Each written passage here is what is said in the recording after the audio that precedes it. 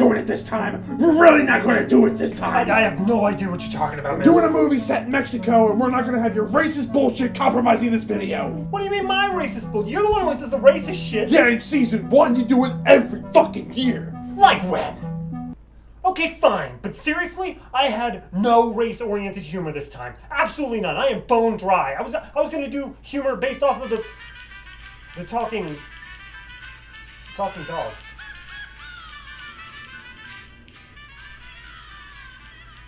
That's the default move. Okay. All right. We watched a movie today.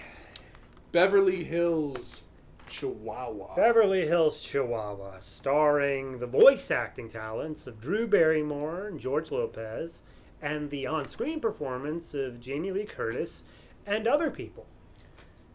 There's other people. There's other people. Somewhere. But they have names, just not names that I care to spend a portion of my brain remembering. That's what phones are for. All right. You know, I was going to say fuck you because you picked this, but at the same time, though, we'll get into the reasons why it's not really a fuck you. Yeah, no, it's just a mild... It's a mild meh. So, Beverly Hills Chihuahua, I'm gonna do my best to give a plot here because it's very, while it's straightforward, it's also very boring to the point where a lot of stuff just kind of blends together.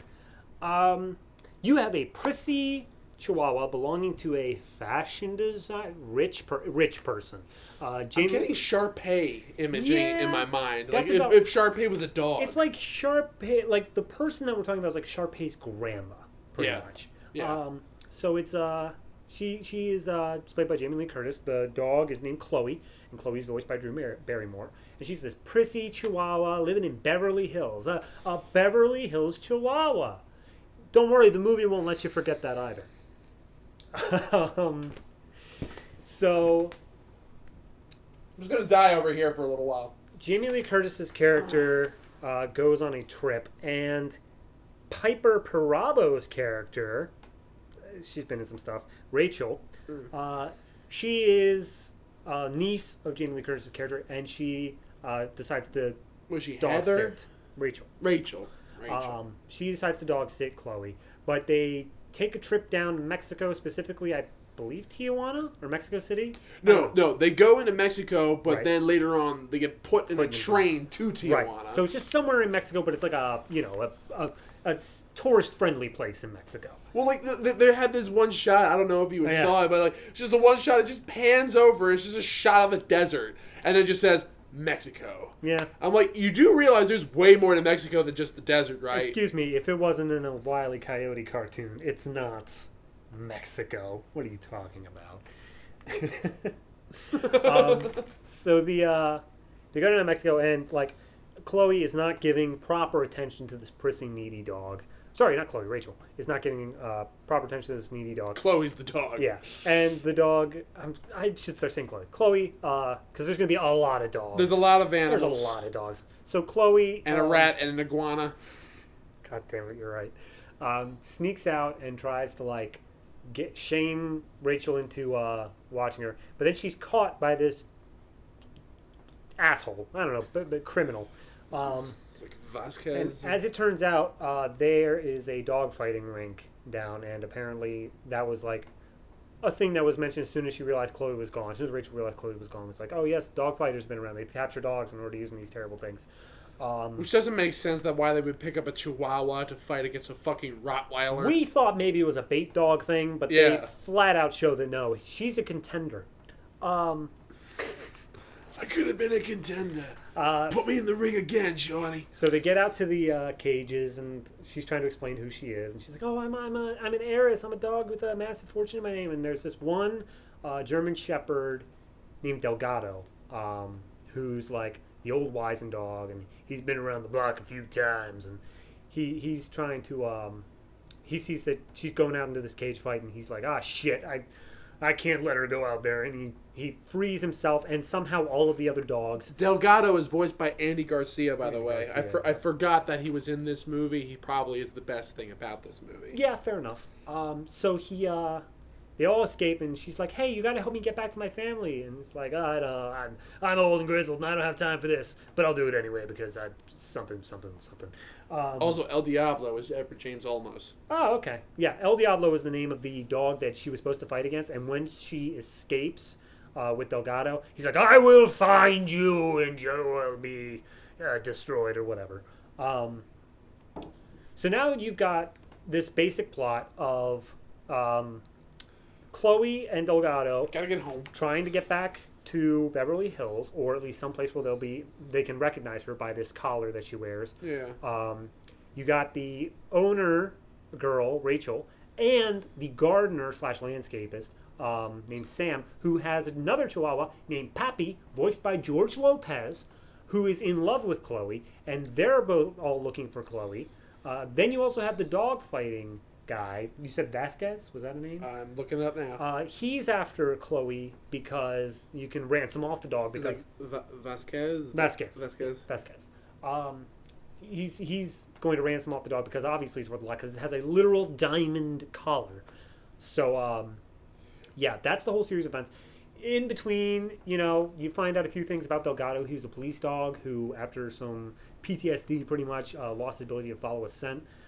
You have Chloe getting her paws dirty and learning the ways of the city. Take your boots off. Same thing with Rachel in that she is very, very casually racist towards the Hispanic landscape guy. More Sam, so in the beginning. Where she just assumes that he doesn't speak any English and tries to have a conversation of him getting his dog out of there.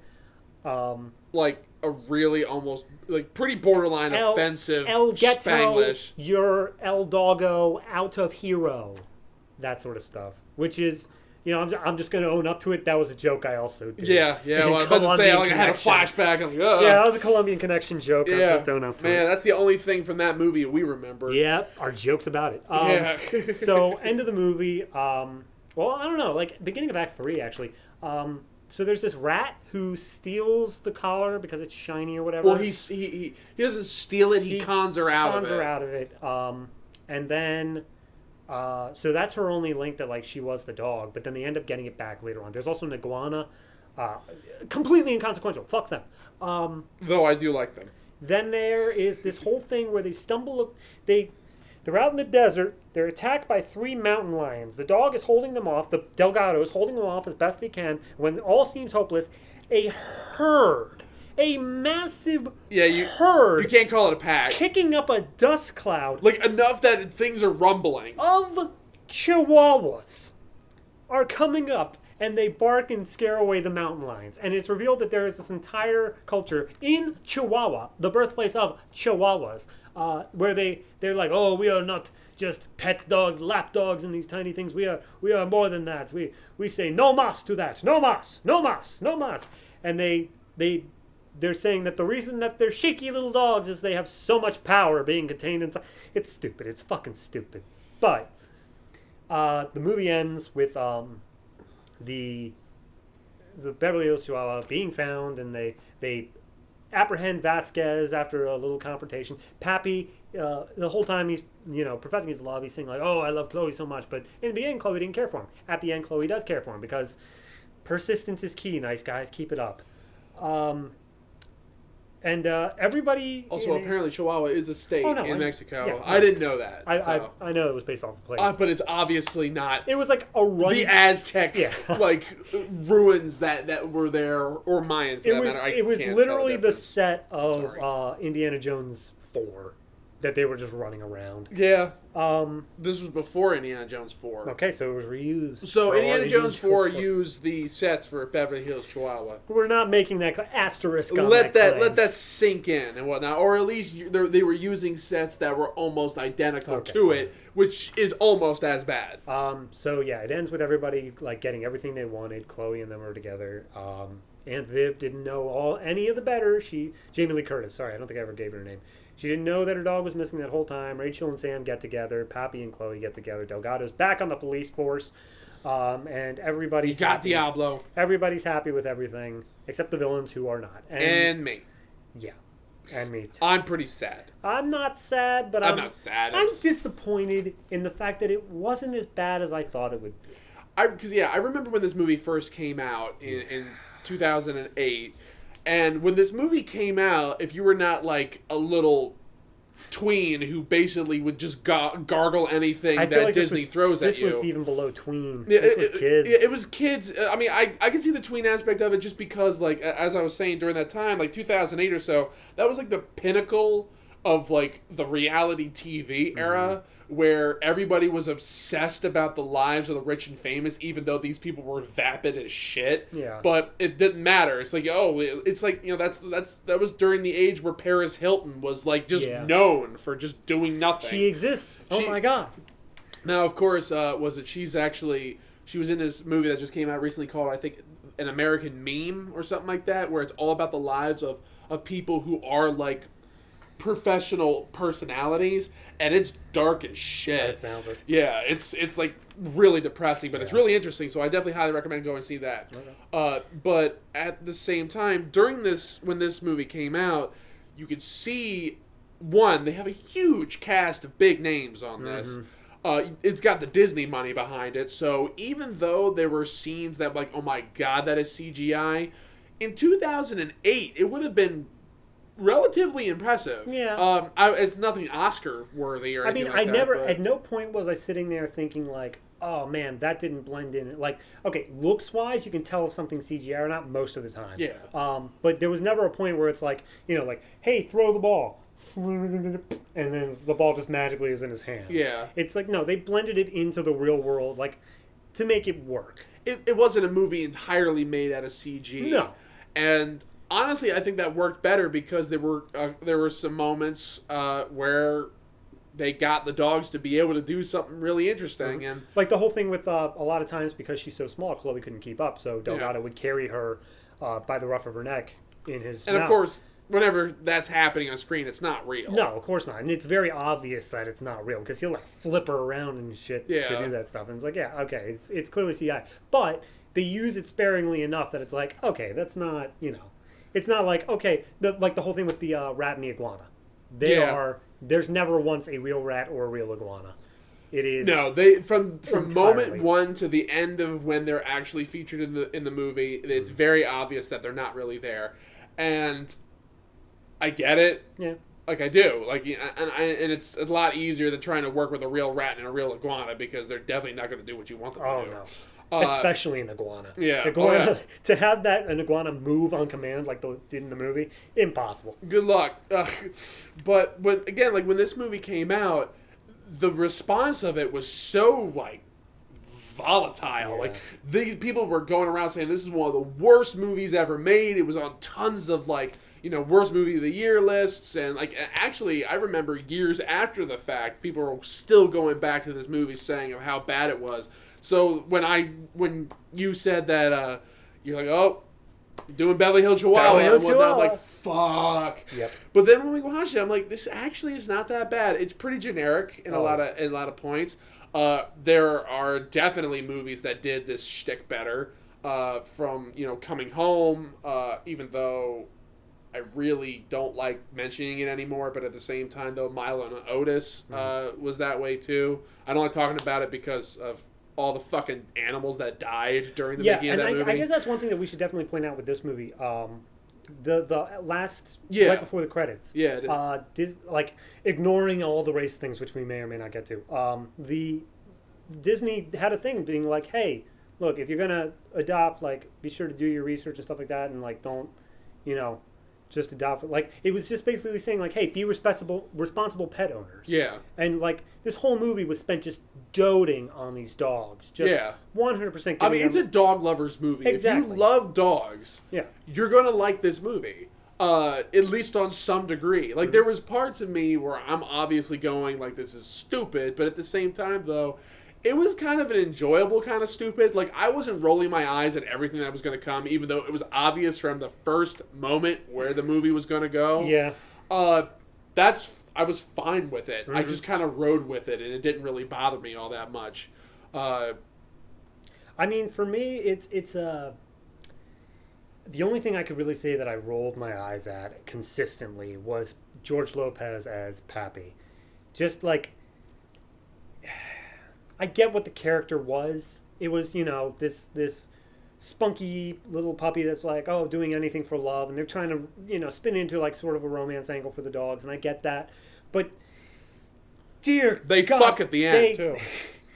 It ends on it. Yeah. It ends on a shot that's very much implying that they're going. Chloe's licking like the inside of his ear. Oh, I He's like that. oh, Poppy likes. Yeah, and then it just kind of ends with like a very satisfied. But that's the problem of this movie, is that it leans so heavily on the Hispanic and Spanglish and all that. While it doesn't, for me, it didn't feel like, okay, yeah, it's. These people are Spanish, and we're just including the Spanish language as one does. It seemed more to me like, hey, look at the subtitles. Look at that. Look, popped up right now. We said hola. Hola. No mas. We're inclusive. No mas. We're basically Hispanic already. It's like, all right, Disney, like, just, we get it. We know what you're trying to do here. And by the end of the movie, it felt a little bit better and just like we're just understanding of like the world as it is. But in the beginning to the middle part, it seemed like they were just throwing it into every little thing they could. And in relation to like the characters themselves, it's obvious that they wanted to stress like Rachel's character. That she is insensitive, that she's kind quite of literally the Beverly Hills white girl, yeah, completely sheltered off from that sort of stuff. And she's, even Chloe, the fucking dog, mentions, oh, you have no job, oh, you don't do anything, and all that other kind of stuff. So she's a spoiled Beverly Hills rich kid who just is used to having shit done for her by the help. And I will say, though, like, the one thing that if Jamie Lee Curtis hadn't been talking to Sam and treating him like an actual like person, and not only that, but also like a friend at that point, because he also says later on, it's like, she's a friend of mine, this is why I'm doing this, like that was enough to make it so that I wasn't certain that this movie was just subliminally racist. It is aware of what it's trying to do. The only problem with that is the fact that it spins it into a gimmick, like you were doing like before. That was the problem. Like, the whole reason I brought that up with George Lopez is like every one of his lines, whenever he gets into like a little spat or something like that, I was just like, oh, I'm gonna beat you up Mexican style or something like that. It's like, but what is that? Why? That's like, I just recently come off watching the Species franchise, and in the second movie, there's this line from the black guy, and he just pulls out a machete. He's like, yeah, I'm going to go back to Africa on their asses. I'm like, for a fact that a black man did not write that line, and if he did, I am sorry. Yeah. Because there are some lines in here and that movie came out like 97. Yeah. And now 97 makes more sense because it's 97. But then again, at the same time, that's when Die Hard 2 came out, and it made a whole commentary about that. Also, Species 2 is not a Disney film. No, it is not. But I'm just saying, like, you have these blatant token moments that are in there that I'm like, it's not really cool. No. It's like when you see, like blaxploitation movies, but not made from the black point of view. That's very much like, oh, race is a hot topic, so let's make a movie about it. And of course, all the black people in the movie are like,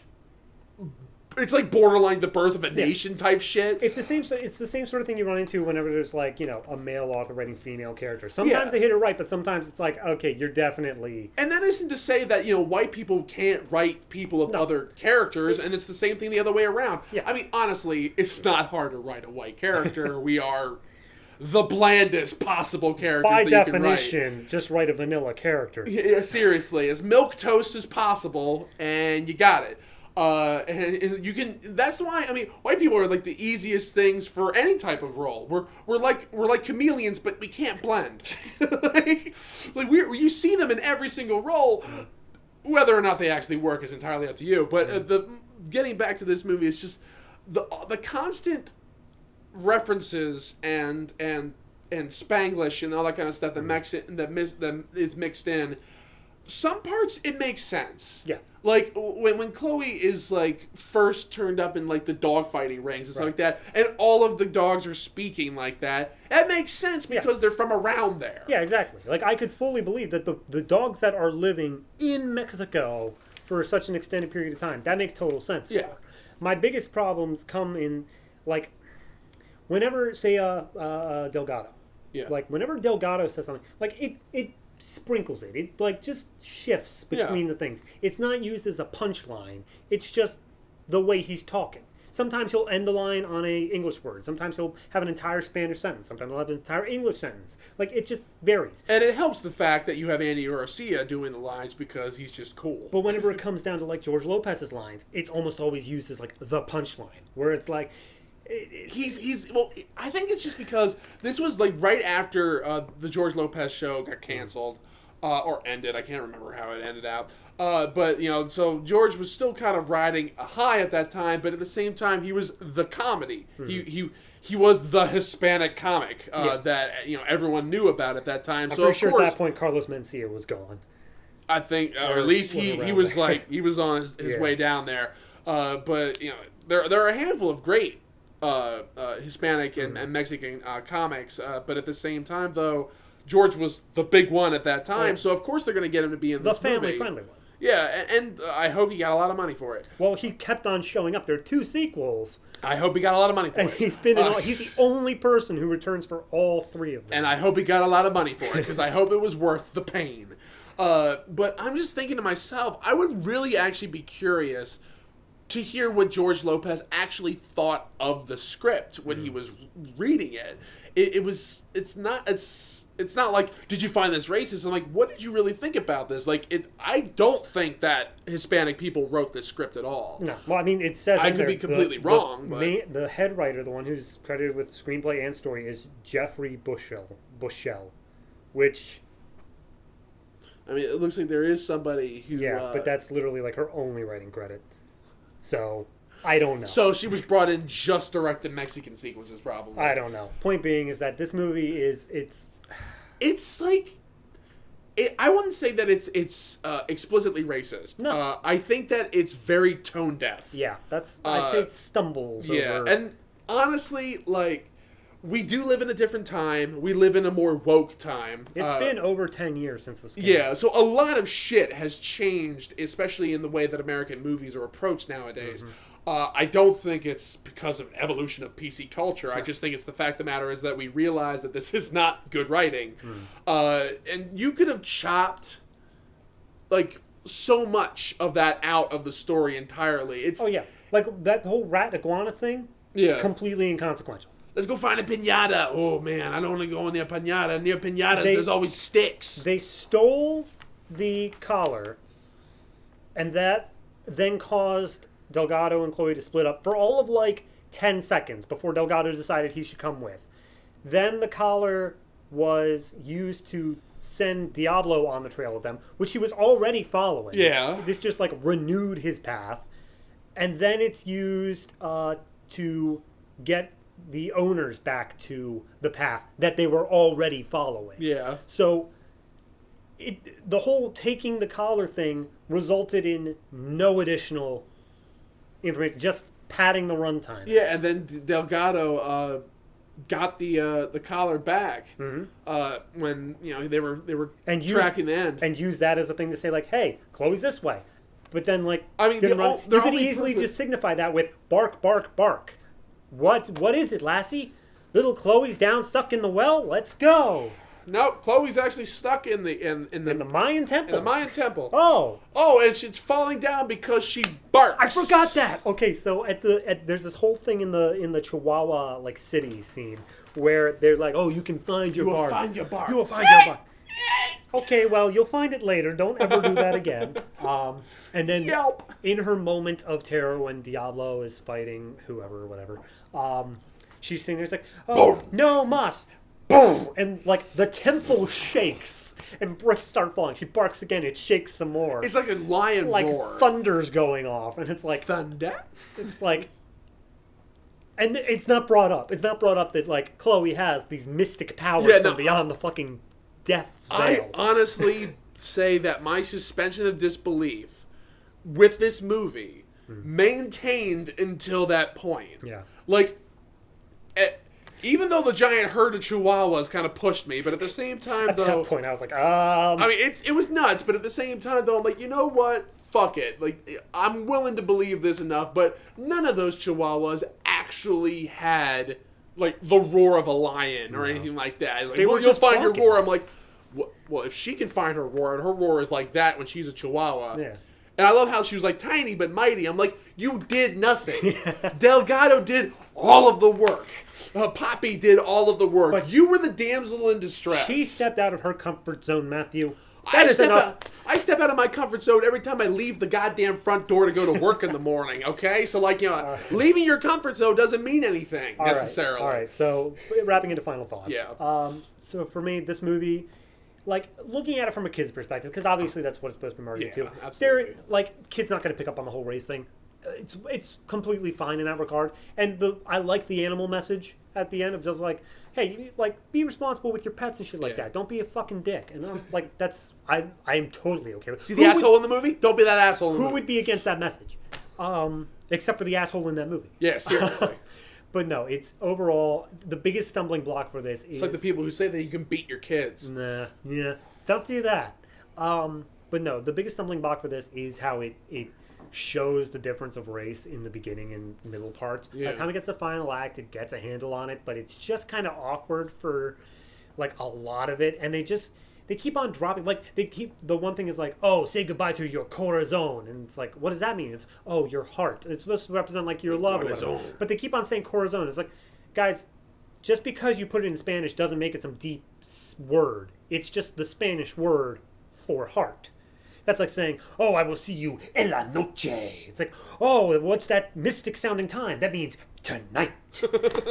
Like, no, it's not. Well, actually, they did that at the end. It's just like, how do you say, what are you doing on Friday night? And they say, hola, cola de Now, to be fair, that was fine, honestly, because it looked, okay, I'm obviously trying to make the effort to know you. Yeah. The final thoughts is simply the fact that this movie is pretty forgettable. It's pretty generic. I've seen a lot of movies like this. Was it fucking Puppy Paws? The what was it? That one had a lot of the Santa Paws or something like that. Yeah, Santa Paws. That one had a lot of the same beats as this movie, so I feel like it's kind of the trap that these types of animal films kind of fall into, that you pretty much have the exact same thing that it started with Homeward Bound. You know, things get lost, they gotta find their way home. And like, okay, it's a good story, it's the hero's journey in a way, but at the same time, we can do something more with that. That's one of the reasons why I liked Cats and Dogs, the first one. But other than that, the movie is pretty basic. I honestly would think that, you know, it's worth at least one watch just to know it. But at the same time, though, other than that, just to say, hey, I watched Beverly Hills Chihuahua. Do that with whatever you will. And those were our thoughts on Beverly Hills Chihuahua. Oh, Jesus.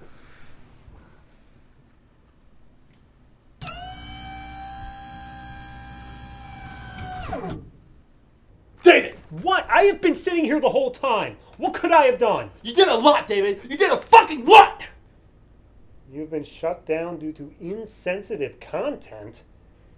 Ay, Chihuahua.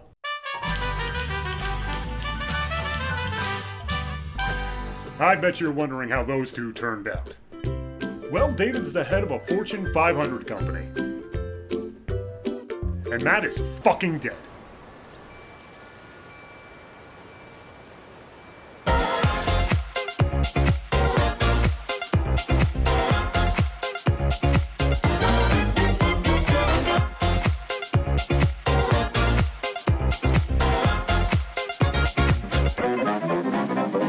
Made possible by contributions from viewers like you. Thank you.